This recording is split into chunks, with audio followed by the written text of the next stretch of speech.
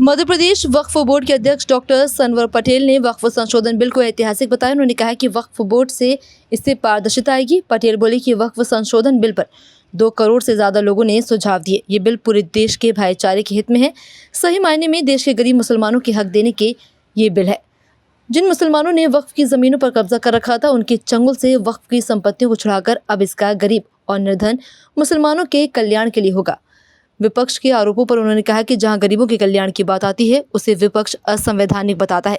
विपक्ष ने लोगों को भड़काने और डराने का एजेंडा सेट करके ये पहली बार नहीं जब विपक्ष ऐसा कर रहा है।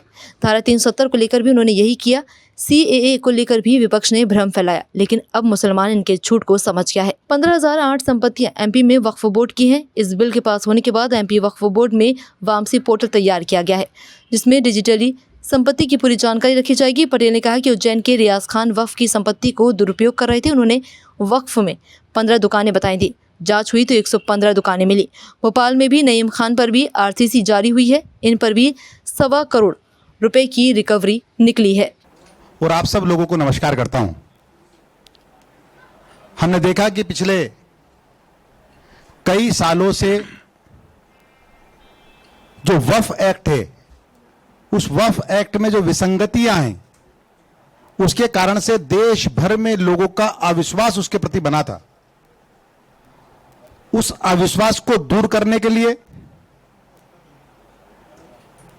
लोकतंत्र के जितने स्तंभ हैं, उन सब जगहों पर लोगों ने दरवाजे को खटखटाया।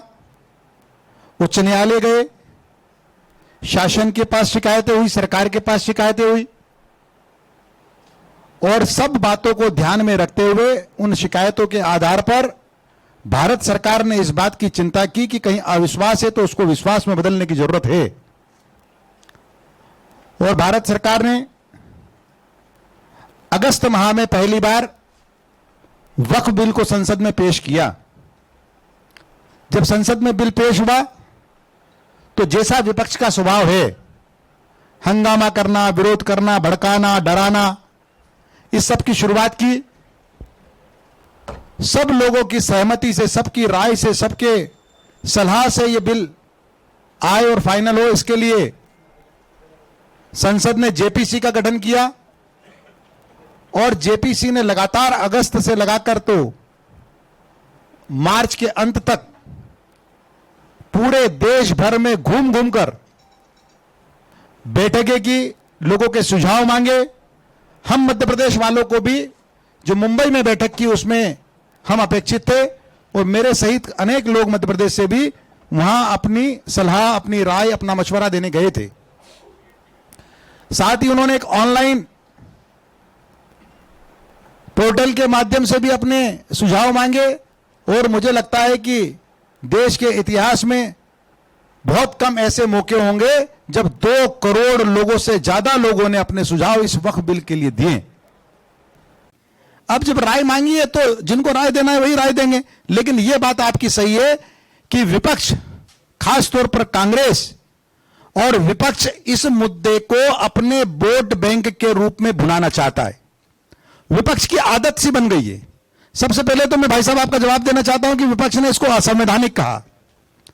अगर भारतीय जनता पार्टी की सरकार, मोदी जी की सरकार गरीबों की भलाई करे तो विपक्ष इसे असंवैधानिक बोलेगा।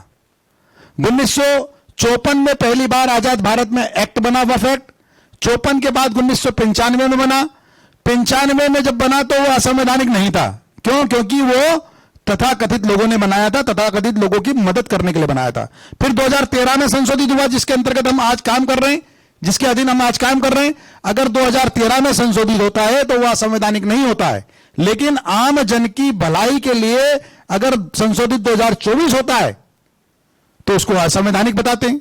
इन्होंने, विपक्ष ने एकमात्र एजेंडा अपना बना रखा है, काम हमको करना नहीं, जनता के बीच जाना नहीं, और हमको सिर्फ लोगों को भड़काना है। यह भड़काने और डराने का एजेंडा ये वक्फ बिल से इन्होंने शुरुआत नहीं की है। इसके पहले भी हम आपके पिछले 2-4 साल देखेंगे, चाहे धारा 370 हो, 370 में पूरे देश को डराने का काम किया, और 370 में आज परिणाम हमारे सामने, वहां निर्वाचित सरकार है, पत्थरबाजी पूरी तरह बंद है। दुनिया भर में भारत का जो मुकुट है वो चमचमा रहा है।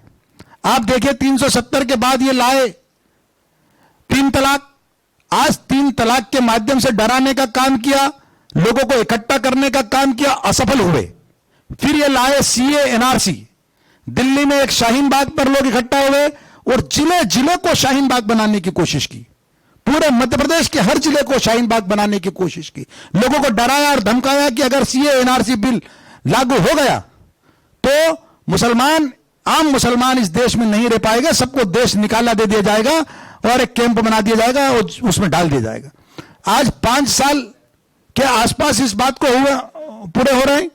5 साल में विपक्ष के लोग 5 नाम नहीं बता सकते, एक नाम नहीं बता सकते कि सीए एनआरसी बिल के बाद कौन से मुसलमान भाई या बहन को देश से निकाला गया है।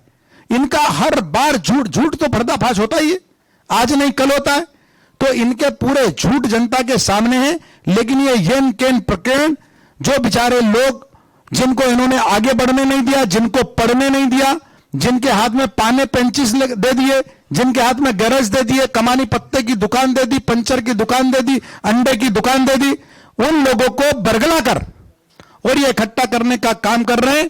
मेरा आपके माध्यम से ऐसे सारे लोग, उनसे भी आग्रह है, 100% लोग नहीं है, कुछ प्रतिशत लोग हैं। आपने देखा होगा कल भोपाल में और देश के अन्य हिस्सों में इस बिल का मोदी जी का शुक्रिया, मोदी जी का धन्यवाद और आम गरीब जरूरतमंद लोगों की चिंता के लिए, अंत्योदय के अपने मूल वाक्य को चरितार्थ करने के लिए देश के अनेक जगहों पर मुसलमानों ने मोदी जी का धन्यवाद ज्ञापित किया है। और मुझे लगता है कि इसके बाद हम लोग बेटे बेटियों को पढ़ा पाएंगे। ये चाहते हैं कि बेटे बेटी ना पढ़े तो ये बरगलाकर वोट बैंक के रूप में उनका उपयोग करते रहें। जी।